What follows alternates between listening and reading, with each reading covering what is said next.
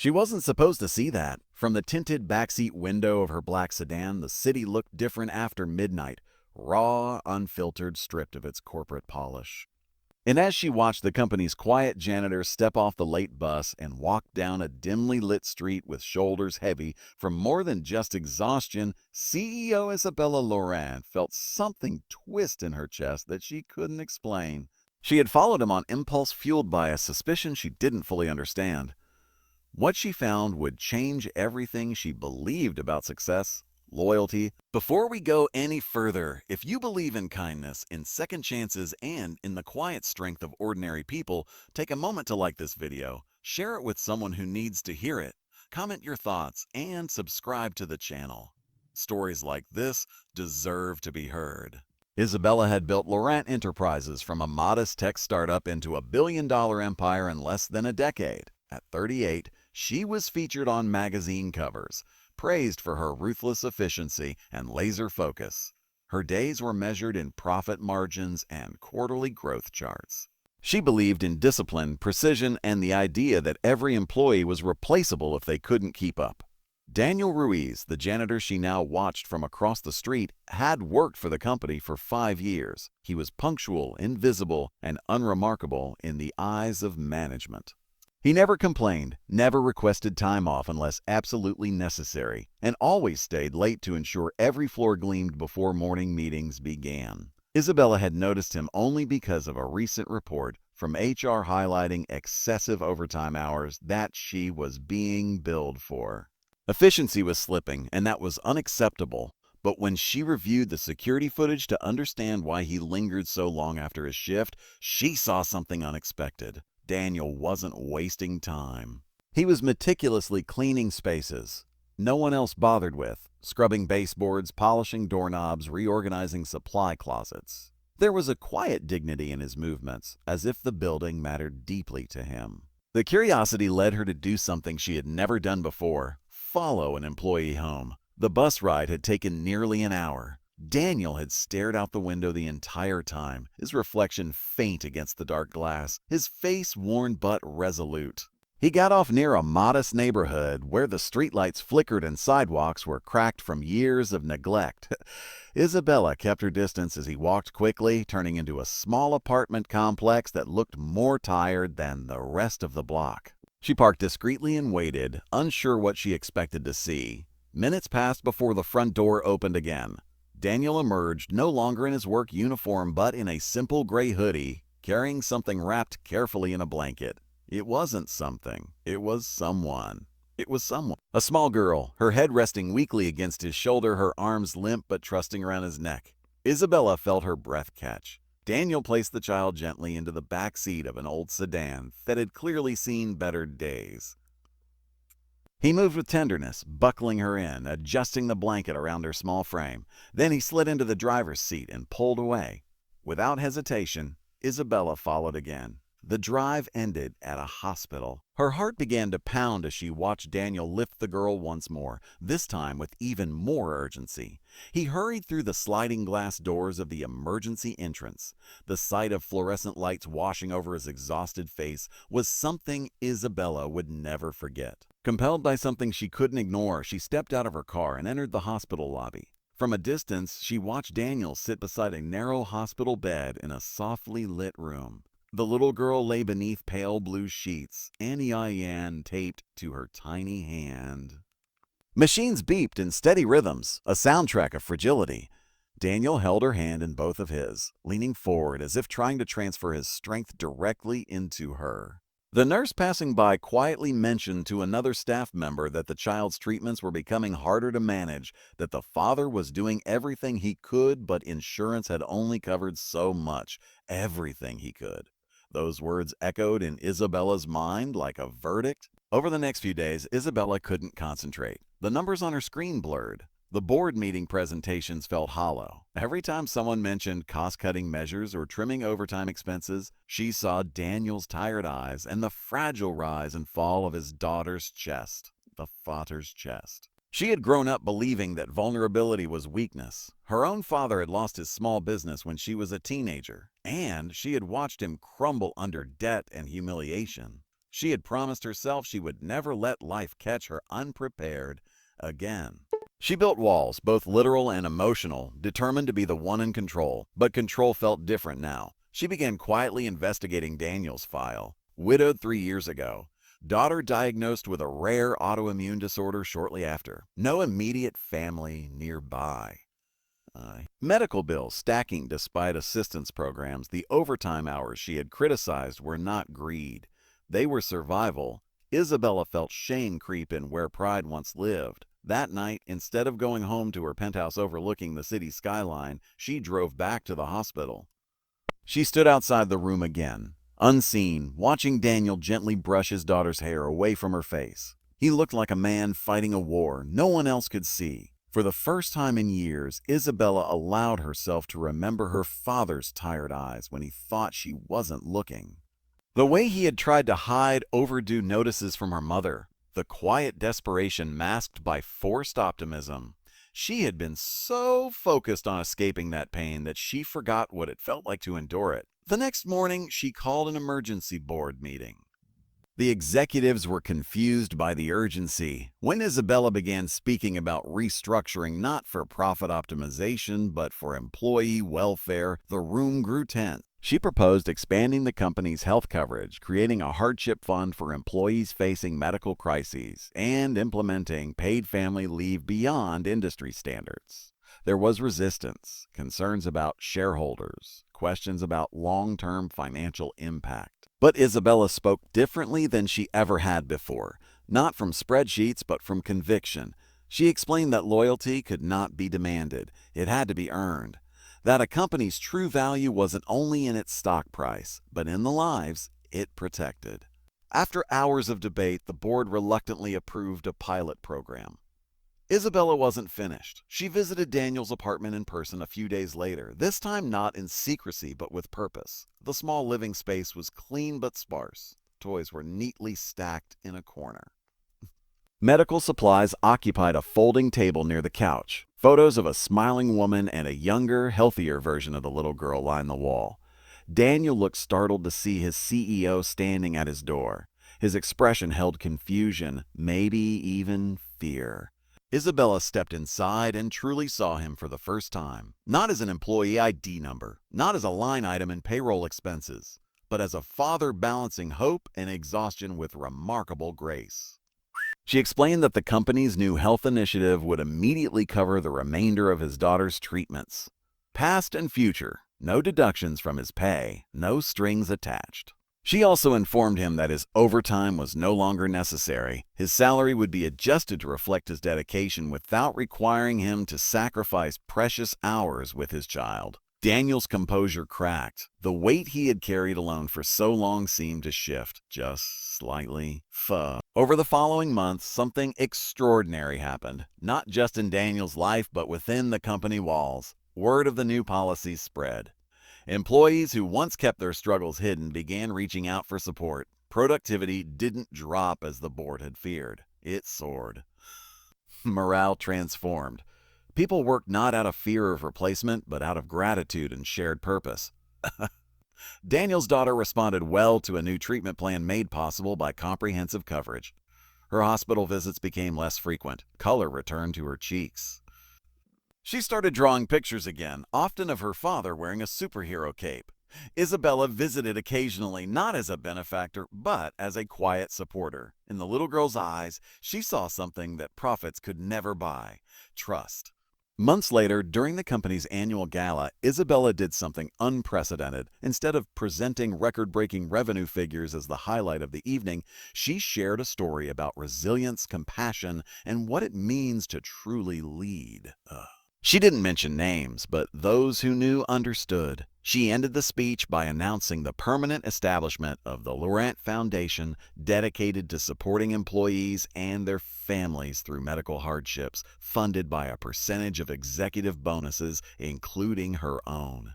The applause that followed was not polite, it was heartfelt. Isabella realized then that success without empathy was hollow. That leadership meant walking behind sometimes, not just ahead. That following someone into the shadows might reveal the very light you were missing.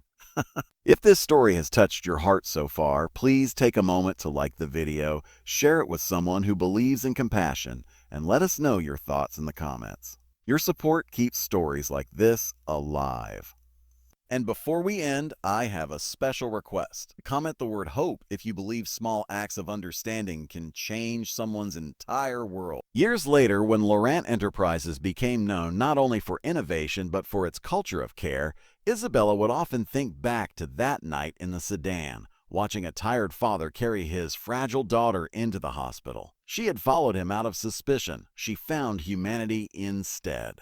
Daniel never stopped working hard, but he worked with lighter shoulders. His daughter grew stronger each year, her laughter echoing in places once filled with worry. And Isabella, once defined solely by ambition, became something greater, a leader shaped not just by vision, but by heart. Because sometimes the most powerful transformation begins the moment we choose to see someone truly and act on what we find. The transformation of Laurent Enterprises did not happen overnight, and neither did the deeper transformation within Isabella herself. In the months following the launch of the Laurent Foundation, the company's culture began to shift in subtle but undeniable ways. Employees who once walked the halls in quiet anxiety now carried themselves with a different energy. There was still ambition, still drive, still the sharp edge of innovation that had made the company successful, but layered over it was something warmer, something human. Isabella noticed it first in the small thing. Team members stayed late not because they were afraid of losing their jobs, but because they cared about the projects they were building together. Managers started checking in on their teams beyond performance metrics. Birthdays were remembered. Illnesses were met with meals and messages of encouragement. The building that Daniel had once cleaned in silence now felt alive in a way that spreadsheets could never measure. But change rarely comes without challenge. Shareholders began asking pointed questions during quarterly calls. Analysts wondered whether the new benefits and hardship fund would cut into long-term margins. A few investors quietly sold their shares, concerned that compassion might weaken competitiveness. Isabella felt the old pressure creeping back in, that familiar voice whispering that kindness was risky, that vulnerability could be exploited. There were moments late at night, alone in her office, overlooking the glittering skyline, when she stared at the city lights and questioned herself. Was she compromising the empire she had fought so hard to build? Would one act of empathy unravel years of disciplined growth? Then she would remember Daniel in that hospital room, his large hands wrapped around his daughter's fragile fingers, as if holding on to the last thread of hope. And the doubt would soften. One afternoon, nearly a year after that first night she followed him, Isabella received an invitation she hadn't expected. Daniel's daughter, Sophia, was being discharged from her final intensive treatment cycle. Her condition had stabilized beyond the doctor's early projections. There would still be monitoring, still medication, but the worst had passed. Isabella attended the small gathering at their apartment, unsure of how she would be received. She had helped change the trajectory of their lives, but she never wanted to be seen as a savior. She had simply corrected an injustice she had once been blind to. The apartment looked different now. Still modest, still simple but brighter. Sophia's drawings covered the walls, colorful scenes of park, sunshine, and stick figure heroes with capes. In one drawing, Isabella recognized herself, painted in bold red, standing beside Daniel and Sophia under a wide blue sky. Sophia's laughter filled the room like music. It was the kind of sound that erased months of sterile hospital beeping. Isabella felt something unfamiliar rise in her chest, something dangerously close to tears. For years, she had measured impact in revenue growth and market expansion. But standing in that small apartment, watching a child who had once been too weak to lift her head now run across the room with shaky but determined steps, she understood impact differently. This was legacy. This was what would outlive her, yet life tested Daniel again, as life often does. A few months after Sophia's improvement, the apartment complex where they lived was sold to a development company. Tenants were given notice. Rents would triple after renovation. Daniel's adjusted salary and foundation support had eased medical burdens, but housing insecurity was another storm gathering on the horizon. When Isabella heard the news through the company's internal support network, she didn't immediately step in with a solution. Instead, she called a leadership meeting and proposed something bigger. Laurent Enterprises had recently acquired a large, underutilized warehouse near the company headquarters. Originally intended for expansion storage, it had sat mostly empty. Isabella proposed converting part of it into affordable housing units reserved for employees facing transitional hardships, temporary spaces designed not as charity, but as bridges toward stability. The idea was ambitious. It required permits, redesign, community input. Critics accused her of overstepping the bounds of corporate responsibility. Some executives worried it blurred lines between employer and personal life. But Isabella had learned that leadership sometimes meant redefining lines altogether. Construction began within months. Architects transformed the cold industrial space into warm, light-filled apartments with shared green areas and play spaces for children. The initiative was framed not as a handout, but as an investment in human capital, the kind that pays dividends far beyond profit. Daniel and Sophia were among the first residents. On moving day, Isabella stood quietly near the entrance as employees carried boxes inside. Sophia, clutching her favorite stuffed bear, looked up at the tall building with wide eyes that held both awe and relief. Daniel's shoulders, once permanently hunched from invisible burden, seemed straighter. The new apartment wasn't luxurious, but it was safe, stable, close to Daniel's workplace. Sophia would no longer have to endure long late-night drives after treatments or the anxiety of potential eviction. The ripple effect was immediate. Employees who moved into the transitional housing began collaborating more closely at work. Friendships formed between families who shared common struggles. A sense of community, real, tangible community, took root. Financially, the company did not collapse as skeptics had predicted. In fact, productivity metrics continued to climb. Employee retention reached historic highs. Clients took notice of the company's culture and sought partnerships not only for technological expertise, but for values alignment. Isabella was invited to speak at conferences not about market dominance, but about humane leadership. She shared data, yes, but she also shared stories. She spoke about the night she chose to follow an employee and discovered the weight he carried in silence. She spoke about how systems often overlook the quiet heroes among us. She spoke about how power is most meaningful when it protects rather than pressures. But even as public recognition grew, Isabella remained most grounded during simple visits to the housing complex courtyard. And she would sometimes see Daniel helping Sophia practice riding a small pink bicycle, his hands hovering just inches away, ready to catch her if she fell. One evening, as the sun dipped low and painted the sky in shades of gold and violet, Sophia pedaled forward without wobbling. Daniel let go. She rode on her own, laughter trailing behind her like a banner of triumph. Isabella stood at a distance, unnoticed, her heart full in a way no award ceremony had ever accomplished. Years passed. Sophia grew stronger, taller, her medical checkups gradually becoming routine rather than urgent. Daniel was promoted within the facilities management department, overseeing teams with the same quiet dedication he had once applied to cleaning floors after midnight. He became a mentor to new hires, especially those juggling family responsibilities. His story, though never publicly dramatized, became a quiet legend within the company walls. Isabella, too, evolved. She began implementing mentorship programs for underprivileged youth, inspired by memories of her own father's struggles. She reconnected with parts of herself she had buried beneath ambition. The young girl who once feared instability but also believed in fairness. One winter morning, she visited her father's old neighborhood. The small storefront he had lost years ago was now a bakery. She stood outside for a long time, remembering the day he closed its doors for the last time. Back then, she had felt only shame and anger at the world's harshness. Now, she felt something else. Gratitude for the lesson and resilience that had shaped her, and for the second chance she had given someone else. Isabella eventually established scholarships in her father's name for children of small business owners facing hardship. It was her way of healing an old wound while preventing new ones. But the most powerful moment came unexpectedly. On the 5th anniversary of the Laurent Foundation, the company hosted a celebration not in a ballroom, but in the converted housing complex courtyard. Families gathered. Children played. Music drifted through the air. Sophia, now a confident preteen with bright, determined eyes, approached the small stage where Isabella stood.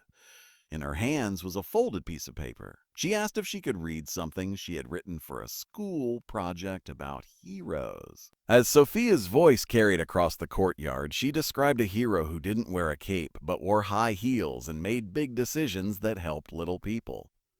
A hero who followed someone one night not to punish them, but to understand them.